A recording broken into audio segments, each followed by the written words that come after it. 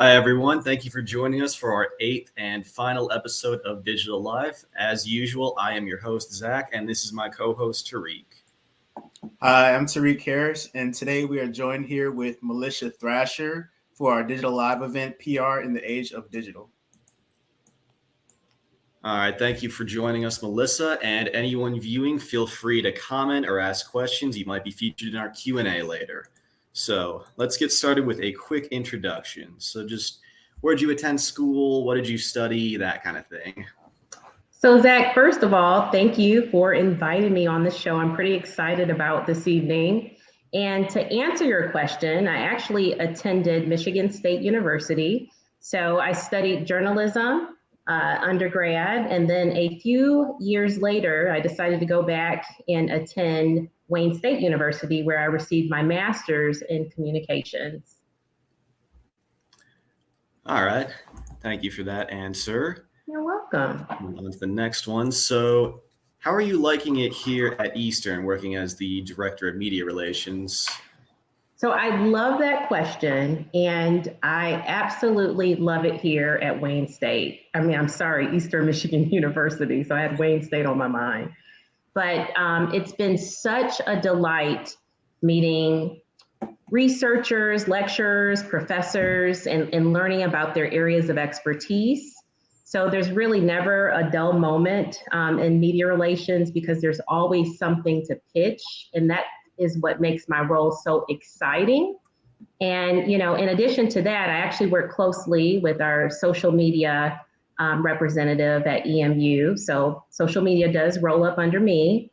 And I love just sharing stories and engaging with students and, just really trying to elevate EMU and all the great things that we're doing in the community as well. Yeah, well, we're happy to have you here. It sounds like, from what I've heard, you're doing a great job. Oh, thank you. All right. So from doing a little LinkedIn research, it's clear that you're a bit of a PR expert. So what are some of the main changes you've noticed in the field since the pandemic?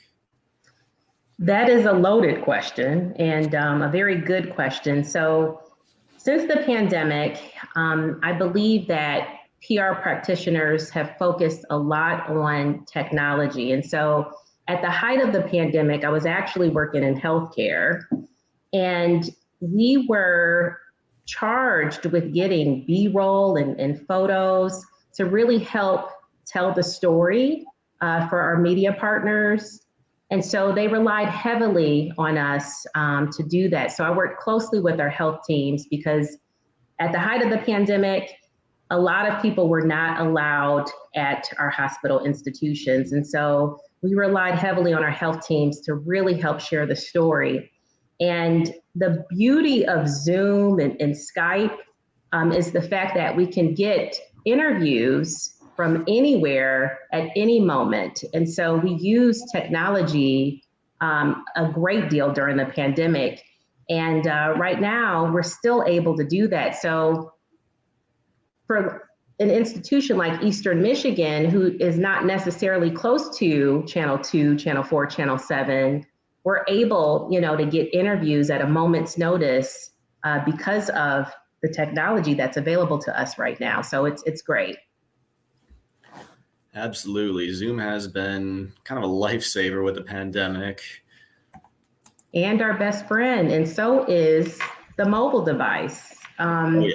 We had a ton of healthcare professionals just chronicling their journey during the pandemic. And we know that the media looks for stories, and we were able to get a ton of stories just through individuals using their devices. And the media worked pretty well with all of us and, would reach out to us if there was a story that they'd like to research further. But technology is definitely our best friend right now. Absolutely. So I also noticed that you've been doing some voiceover work for a while now. Can you tell us a bit more about that?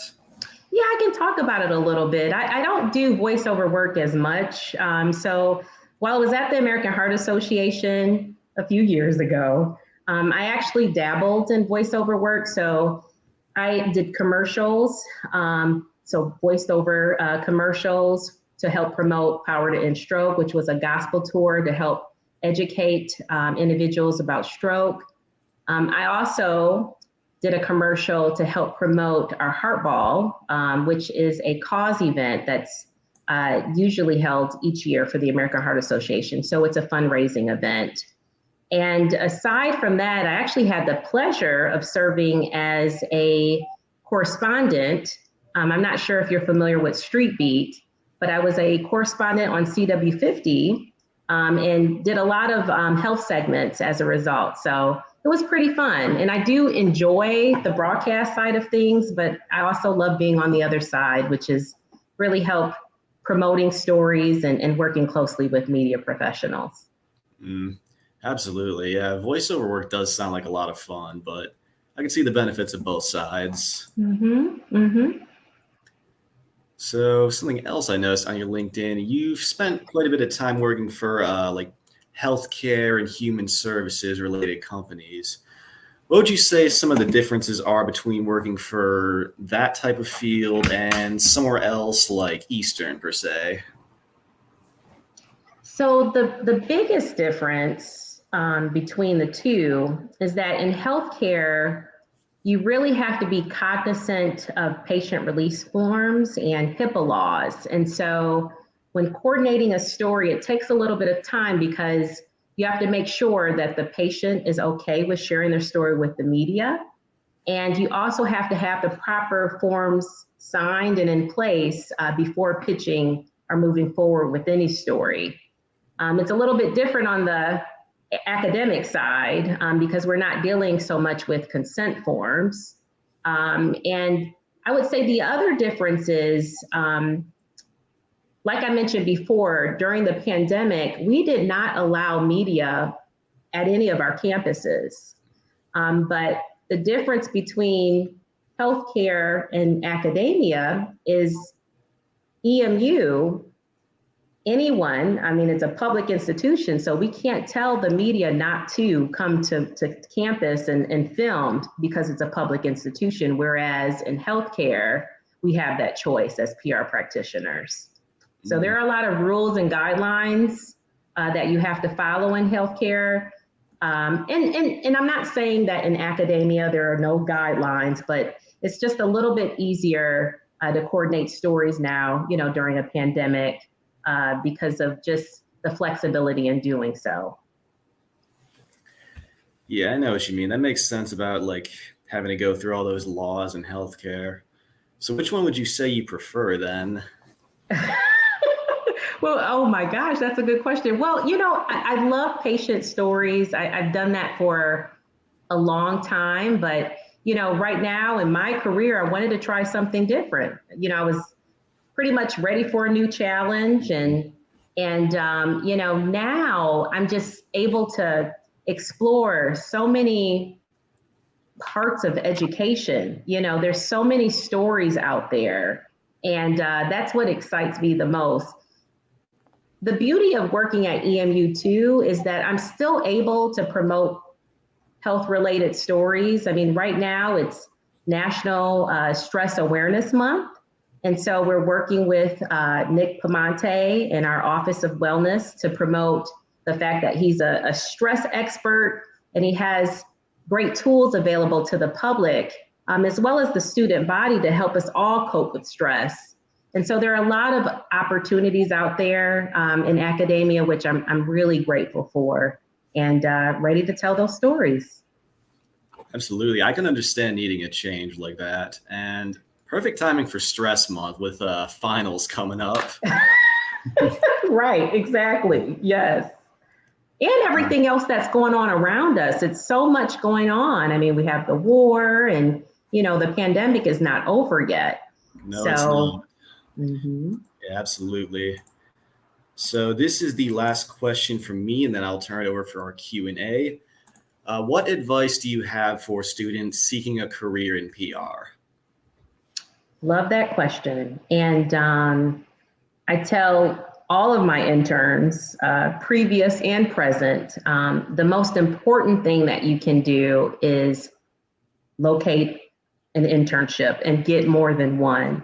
I've always prided myself on being a well-rounded PR practitioner, and there are so many different facets to PR, and you don't know that until you're out there exploring all of the different internships that are available to you. So I worked in internal communications, I've done media relations, and I have a passion for media relations, but again, I can't stress the importance of getting an internship and really discovering, what it is that you want to do in your career. It might be social media, it might be internal communications, but you're only going to find out when you get an internship. Absolutely. PR students, you heard it from the expert, and the Digital Summer Clinic is a great opportunity for that. Absolutely. That's coming up. Yes, take advantage of all of the great companies that are out there and the mentorship opportunities. So yeah, right around the corner. Really excited about that. Absolutely. I am too. But that is all the questions I have then. I'm going to turn it over to Tariq now for our Q&A.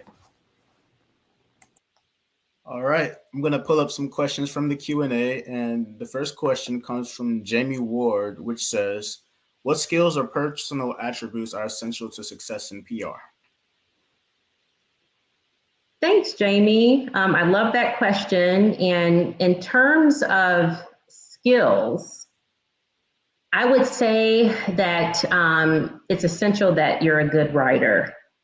You definitely have to know AP style, and I know that's something that's probably familiar to the two of you, but knowing AP style, knowing how to write attention-grabbing headlines and how to formulate a news release, I think is essential in media relations.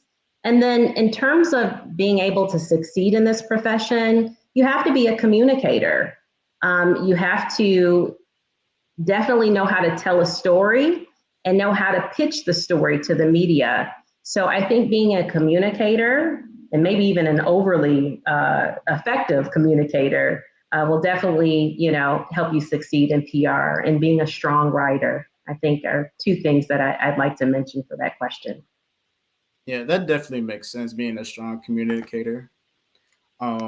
The next question that we have comes from Anna Milan, and it says, Melissa, were there any challenges from the shift to digital regarding PR? Oh, that's a good question. Were there any challenges? I would say not necessarily. I think that our health teams really understood, what it is that we needed. So we did have to over communicate the plan with them. But I feel that once you communicate and really share the strategy and the end results, things get easier. So there were not a lot of challenges with getting buy-in from shifting, to digital. I hope I answered your question right. Yeah, that was great. Great insight on that. Another question that we have comes from Sufyan, which says, in your opinion, which social media platforms are the most influential? Oh, wow. Well, it definitely depends on your audience. And right now, even though I am not on TikTok, I know TikTok is pretty influential. But, yeah, you see, you're shaking your head, definitely. I like TikTok. My sister always shares stories, and I know a ton of things can go viral on TikTok. So that's what excites me about TikTok. But LinkedIn is a great tool for business professionals. If you want to network or share highlights in your career, I love LinkedIn. Facebook is great if you want to, communicate with family and friends. And so they all have different benefits, and maybe the most influential one, gosh, that's a good question, might be TikTok. I mean, it might be TikTok or LinkedIn as a second close, a second follow, because You can definitely be an influencer on LinkedIn if you're using it correctly. Yeah, I agree. Yeah, TikTok is definitely huge right now, especially within the Gen Z generation. Yes, it is. It truly is. And it's you can get lost with time on TikTok. All right, a follow-up question from Sufyan. To add to his question, he wanted to know is what about for academia as like Oh, I like that question too. And so we use all the social platforms available to us at EMU. And we share a lot of information on Facebook. So I would encourage you to follow us on Facebook. And on Facebook, you're able to share more information than, say, Twitter, right? Because you only have so many characters on Twitter. So I think that Facebook is a great way to share information related to the things that we're doing at EMU.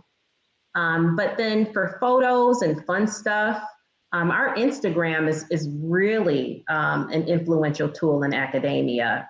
So, it's hard to, compare the two, but for Facebook, we share a ton of information and you're able to stay in the know, I think, with Facebook the most. sounds great. Sounds great. Another question we have comes from Jamie, and she says, "Can you speak to the value of networking in your career?" Oh my gosh, yes, I love that. I love that question. Without networking, I probably wouldn't be where I'm at today. It's important to definitely network and maybe even find a mentor to help you all along the way and help you make sound career decisions. But networking is just a powerful resource to all of us. And so I do encourage students that are watching to join organizations such as PRSA or any other digital organizations that are available to you. Just because you never know when you might need that person, that you had coffee with or a small conversation with. You never know when you might need that person along the way. So it's great to develop relationships and keep in touch through LinkedIn and some of the social platforms that we named, because an opportunity may arise at their company and they may think about you, as a result of that relationship that you develop. So networking is very important. Great, sounds great. Yeah, I would say networking has helped me a lot, and I'm still in the beginning of my career. Yeah, it does. You don't want to burn any bridges and you want to make a lot of friends in our profession. All right. I have another question from Anna, and it says, how does the day at your job looks like? So Anna, I don't have a typical day at all. I do keep a journal and I make sure that I check mark or check off the tasks that I have for the day. But as much as I plan, my days are never the same, which keeps me, on top of things. And that's the beauty of PR. There's never a day that's the same. I might be working on a news release, but then check my email and I may have a media inquiry that I have to get to, or I may have to coordinate an interview at a moment's notice. So there's continuous change in PR, which is great, but there's never a day that's the same. All right, sounds great. Zach, is there any more questions? No, I think that's it. Okay. All right. Well, then, that's a wrap. Before we head out, I want to thank everyone one last time for watching Digital Live. Definitely don't forget to apply to the clinic. Our applications are open until April 30th. Here's the link for that, digitalsummer.clinic. There's also a clickable link in the comments. We don't have anything coming up, but stay tuned to our Eventbrite. We've definitely got some stuff in the future. That's bit.ly/CDE events. Melissa, thank you for taking the time to come on. It was great to meet you tonight. Great to get to know you. Good. Thanks for having me. Absolutely. On a personal note, I think I could speak for myself and Tariq when I say that this has been a great experience. And to anyone who has already applied, good luck, and I hope to meet you in the clinic. Have a great night, everyone.